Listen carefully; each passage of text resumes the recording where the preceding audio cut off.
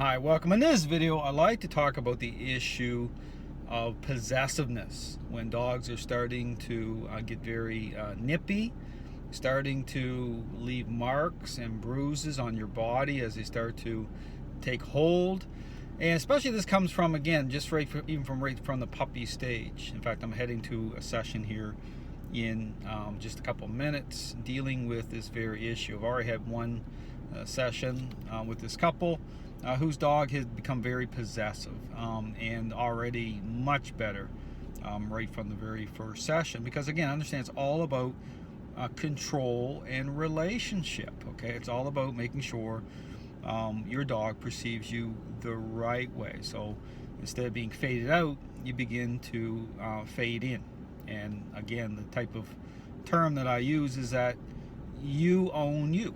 Okay, it's the whole thing about control, not allowing a dog to do this. And so again, this is can be a very frustrating issue, because typically when a dog is doing that, they've already gained a higher level of control already, and they're starting to express it, and so it starts to come out in various ways. And even as kind of when you first encounter your dog, I mean, typically people are getting, dogs are getting very possessive, and they're starting to get the dog's starting to nip at them. You'll see that the individuals are reaching out with a lot of emotion, okay, versus leadership. They're very emotionally connected to the dog. They want to greet the dog. They want to love on the dog. They want to, so that's just right from the very beginning. As soon as they come into the house, or as soon as they encounter the dog, they just, that's their first response is emotion. And so what it does, it puts them in a weak position. And in such a weak position, the dog starts to become very possessed. They start to devalue that individual, and it becomes very frustrating because they have no control, and so they become perceived not the right way. And so again, from the very first session, I start to really sit down with the individual and talk through it, because understand it's very important to talk through this stuff first to help them reconcile the relationship properly. Because again, the saying I use often is, it makes no sense to do something unless you know why you're doing it.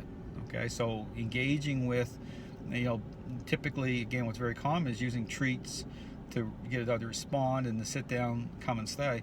Understand from the perspective about relationship being fade out, this isn't gonna, that's not gonna fix it. Okay, because again, it's about how you're engaging. It's about control. It would be just like a parent who's dealing with a overly selfish child. There's no negotiation. Okay, there's no bribery involved. It's about control. Now here's the thing, when you're interacting with dogs the way I show, it's not about being over the top either.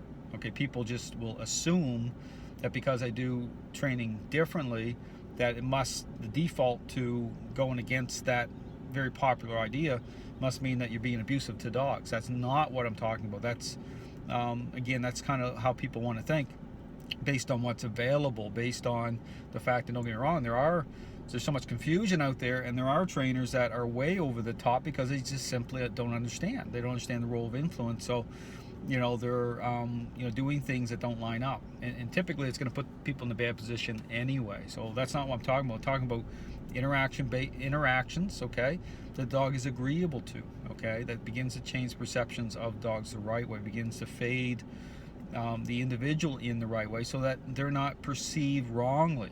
So the issue about possessiveness and the nipping and the grabbing and the biting behaviors start to diminish right away. So understand there's very specific exercises, interactions that I get people to focus in on. It's the type of homework, okay, they're doing right from the very first session.